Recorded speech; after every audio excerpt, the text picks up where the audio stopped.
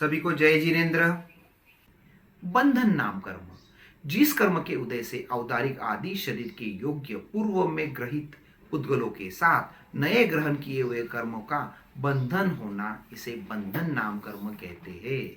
इसके 5 भेदे वही नाम है जो शरीर के नाम है, वही बंधन के नाम है। औदारिक, वैक्रिय, आहारक, तेजस, कार्मन। बराबर है। अभी संघातन नाम कर्म, संघातन नाम कर्म, ये भी 5 है। इनके भी नाम वही है, औदारिक, वैक्रिय। संघातन नाम कर्म क्या करता है? औदारिक आदि 5 शरीरों के निर्माण के अनुरूप पुद्गलों को एकत्र करता है, उसे संघातन नाम कहते हैं। यह दंताली की तरह होता है। अभी आगे है बंधन। बंधन के हमने जो 5 प्रकार देखे, अगर उनको 15 में कन्वर्ट करना है तो किस तरीके से करेंगे? जो मूल औदारिक बंधन है वो औदारिक औदारिक बंधन, जो मूल वैक्रिय है वो वैक्रिय वैक्रिय, आहारक है वो आहारक आहारक बंधन, तेजस है वो तेजस तेजस बंधन, कार्मन है वो कार्मन कार्मन बंधन। अब इसके अतिरिक्त जो बढ़ने वाले 10 बंधन कौन से है?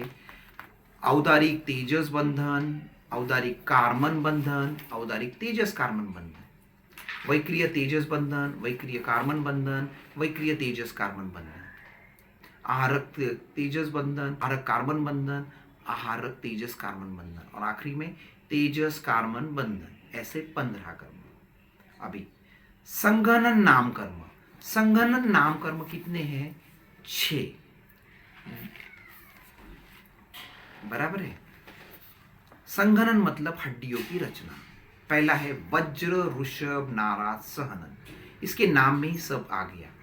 वज्र मतलब एक जो 2 हड्डियां है, बराबर है, उनके ऊपर जो जिसे हम नाराज कहते हैं, उसके ऊपर ऋषभ मतलब एक पट्टी है, और वज्र मतलब कील डली हुई है।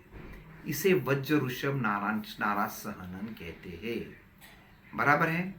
ऋषभ, नाराज, सहनन हड्डी है, वेस्टर्न है।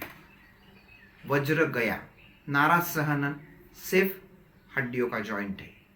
अर्ध नाराज सहनन एक बाजू से ही मरकट बंद है, दूसरे बाजू से नहीं। कीली का सहनन 2 हड्डियों में कील डली हुई है। सेवार्थक सहनन बस ऐसे ही अटके हुए है, कील भी नहीं है। तो ये हो गए 6 सहनन। सहनन सिर्फ औदारिक शरीर में होते हैं, मनुष्य और तिर्यंश में होते हैं, देवता नारकी में नहीं होते हैं। संस्थान, संस्थान 6। शरीर के आकार को संस्थान कहते हैं। जिस कर्म के उदय से औदारिक आदि शरीर की संरचना शास्त्र में कहे गए प्रमाणों के अनुरूप माप वाली अथवा माप से रहित प्राप्त होती है, उसे संस्थान नाम कर्म कहते हैं। पहला है समचतुरस्र संस्थान, मतलब 4 कोण, 4 रेखा है, 4 डिस्टेंस एक जैसे होते हैं सामुद्रिकी शास्त्र के अनुसार। कैसे? कोई व्यक्ति पालथी लगा के बैठा हुआ है तो उसके 2 घुटनों का अंतर, एक घुटने से एक कंधे का अंतर, दूसरे को घुटने से दूसरे कंधे का अंतर, नीचे के तलवे से लेके यहाँ से थोड़ी तक का अंतर, ये चारों अंतर सेम रहते हैं। दूसरा है न्यूग्रोथ परिमंडल संस्थान। वट वृक्ष को न्यूग्रोथ कहते हैं। वट वृक्ष के ऊपर के भाग में फैला हुआ और सुशोभित होता है, नीचे के भाग में संकुचित होता है। इसी प्रकार इस संस्थान में नाभि से ऊपर के अंग सुंदर, प्रमाण और लक्षण युक्त होते हैं, लेकिन नीचे वाले अप्रमाण में होते हैं और अच्छे नहीं होते हैं। सादी संस्थान, नाभि के ऊपर के अवयव प्रमाण और लक्षण रहित, लेकिन नीचे के सुंदर और प्रमाण से रहते हैं। कुब्जक संस्थान, जिस कर्म के उदय से सिर, गर्दन, हाथ और पैर 4 अंग प्रमाण से युक्त होते हैं, लेकिन सीना, पेट आदि लक्षण से रहित होते हैं। वामन एग्जैक्टली उल्टा, कुब्जक से उल्टा। और हुंडक संस्थान, जिस कर्म के उदय से शरीर के सारे अंग अप्रमाण वाले होते हैं, उसे हुंडक संस्थान कहते हैं। अभी वर्ण है 5। जिस कर्म के उदय से जीव को कोयले जैसा काला रंग मिलता है, उसे काला कहते हैं। नीला, नीला या हरा, जिस कर्म के उदय से जीव को तोते के पंख जैसा हरा रंग मिलता है, उसे नील वर्ण नाम कर्म कहते हैं। रक्त या लाल वर्ण नाम कर्म, शरीर सिंदूर जैसा लाल मिलता है। पीत या पीला, जिस कर्म के उदय से जीव का शरीर हल्दी के समान पीला होता है। श्वेत सफेद, जीव का शरीर हंस के समान सफेद हो, यह हो गया वर्ण। गंध, गंध में दो, सुरभि गंध, जिस कर्म के उदय से जीव के शरीर से गुलाब, कस्तूरी, चंदन आदि जैसी सुगंध आती है, उसे सुरभि गंध कहते हैं। दुर्भिगंध, जिस कर्म के उदय से जीव के शरीर से कीचड़, लहसुन जैसी दुर्गंध आती है, उसे दुर्भिगंध कहते हैं। रस, जिस कर्म के उदय से शरीर में तिक्त रस अर्थात मिर्ची सोड जैसा चरका रस आता है, उसे तिक्त रस कर्म कहते हैं। कटु रस, जिस कर्म के उदय से जीव के शरीर में नीम जैसा कड़वा रस आता है, उसे कटु रस नाम कर्म। कषाय, जिस कर्म के उदय से शरीर में आंवला, हरड़, बहड़ा जैसा कशेला रस आता है, उसे कषाय या कशेला नाम कर्म कहते हैं। आम्ल रस, जिस कर्म के उदय से जीव का शरीर नींबू, इमली जैसे खट्टे पदार्थों जैसा हो, उसे आम्ल रस कहते हैं। मधुर रस, जिस कर्म के उदय से जीव का शरीर मिश्री, गुड़, मधु आदि मीठे पदार्थ जैसा हो, उसे मधुर रस नाम कर्म कहते हैं। अभी अगला आता है स्पर्श नाम कर्म। स्पर्श कितने हैं? 8। पहला गुरु स्पर्श नाम कर्म, जिस कर्म के उदय से जीव का शरीर लोहे जैसा भारी हो, उसे गुरु स्पर्श। लघु स्पर्श नाम कर्म, जिस कर्म के उदय से जीव का शरीर रुई जैसा हल्का हो। मृदु नाम स्पर्श नाम कर्म, जिस कर्म के उदय से जीव का शरीर मक्खन जैसा कोमल हो। कर्कश नाम कर्म, जिस कर्म के उदय से जीव का शरीर पत्थर जैसा खुरदरा कर्कश हो, वह कर्कश नाम कर्म।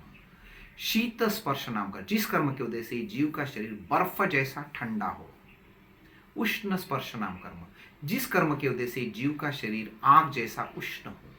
स्निग्ध नाम कर्म, जिस कर्म के उदय से जीव का शरीर तेल जैसा चिकना हो। रुक्ष नाम कर्म, जिस स्पर्श कर्म के उदय से जीव का शरीर बालू जैसा रुक्ष हो, उसे रुक्ष नाम कर्म कहते हैं। हमने अभी वर्ण, गंध, रस, स्पर्श देखा। इसमें इन 20 प्रकृतियों में, मतलब 5 वर्ण, गंध 2, रस 5 और 8 स्पर्श, इसमें कुछ शुभ है, कुछ अशुभ है, बराबर है। जो शुभ है उसे शुभ वर्ण चतुष्क कहते हैं, जो अशुभ है उसे अशुभ वर्ण चतुष्क कहते हैं। सिंपल है। देखो, शुभ में वर्ण में आता है सफेद, लाल, पीला, पहले 3। गंध में सुरभि गंध, रस में आम्ल, मधुर, कषाय, कशैला। स्पर्श में लघु अर्थात हल्का, मृदु अर्थात कोमल, उष्ण अर्थात गर्म, अर्थात स्निग्ध अर्थात चिकना, और जो बचे वो सारे अशुभ वर्ण में। अभी हम देखते हैं अनुपूर्वी एवं विहायोगति। अनुपूर्वी कितनी है? 4। अनुपूर्वी नाम कर्म वाटे बहता है, अर्थात जब जीव एक गति से दूसरे गति में जाता है उसी वक्त आता है, 4 है। नरकानुपूर्वी, जीव को नरक में जाते वक्त आकाश प्रदेश की श्रेणी के अनुसार गति करवाने वाला या वहां पे ले जाने वाले कर्म को नरकानुपूर्वी कहते हैं। सेम, तिर्यंच गति में जाना तिर्यंच अनुपूर्वी, मनुष्य गति में ले जाना मनुष्य अनुपूर्वी, देव गति में ले जाना देवानुपूर्वी। ठीक है। अभी है विहायोगति। जीव की चाल को विहायोगति कहते हैं। ये 2 है। शुभ विहायोगति, जिस जीव की चाल अच्छी है, कैसी? वृषभ जैसी, हंस जैसी, हाथी जैसी सुंदर प्रशंसनीय चाल। और अशुभ, जिस जीव की चाल अशुभ है, जैसे ऊंट की, गधे की अशुभ चाल, इसे कहते हैं विहायोगति। अभी हम डिटेल में देखते हैं 8 प्रत्येक प्रकृति। हमने नाम देखा, वो 8 प्रत्येक प्रकृति अभी हम डिटेल में देखते हैं। सबसे पहले पराघात नाम कर्म, जिस कर्म के उदय से व्यक्ति इतना तेजस्वी बन जाता है कि बलवान व्यक्ति भी उसके सामने पराजित हो जाता है, विरोध नहीं कर पाता, उस कर्म को पराघात नाम कर्म कहते हैं। उसके मुख का तेज इतना और वाणी का ओज ऐसा होता है कि लोग उसे देखकर प्रभावित हो जाते हैं। उच्छ्वास नाम कर्म, जिस कर्म के उदय से जीव आसानी से श्वास ले सकता है और श्वास छोड़ सकता है, उसे उच्छ्वास नाम कर्म कहते हैं।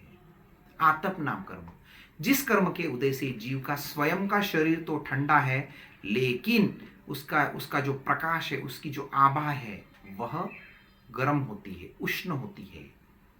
इस कर्म का उदय पृथ्वी काय का जो पृथ्वी काय के जो जीव है, जो सूर्य के विमान के आजू बाजू में रहे, उनको उदय होता है।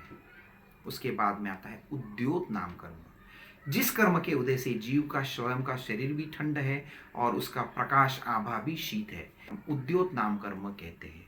उद्योत नाम कर्म के एग्जाम्पल है चंद्र जो ज्योतिषी विमान है, वहां पे पृथ्वी काय के जीव, लब्धिधारी मुनिराज, उत्तर वैक्रिय करने वाले देव, बराबर है। ये सारे हो गए उद्योत नाम कर्म। आतप और उद्योत में फर्क ध्यान में, दोनों के शरीर ठंडे हैं, लेकिन आतप में उनकी प्रभा उष्ण है और उद्योत में जो प्रभा है वह ठंडी है। इसके बाद आता है इसके और एग्जाम्पल, उद्योत के एग्जाम्पल जुगनू, ये चौरेंद्रिय जीव है। चंद्र ग्रह नक्षत्र तारा, ये ज्योतिष देव, ठीक है।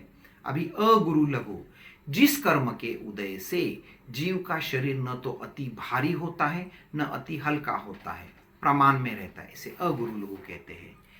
तीर्थंकर नाम कर्म या जीन नाम कर्म, जीव अपने जिस कर्म के उदय से जगत में पूज्य बनता है, तीर्थंकर बनता है, चतुर्विध संघ की स्थापना करता है, उसे जीन नाम कर्म कहते हैं, तीर्थंकर नाम कर्म कहते हैं।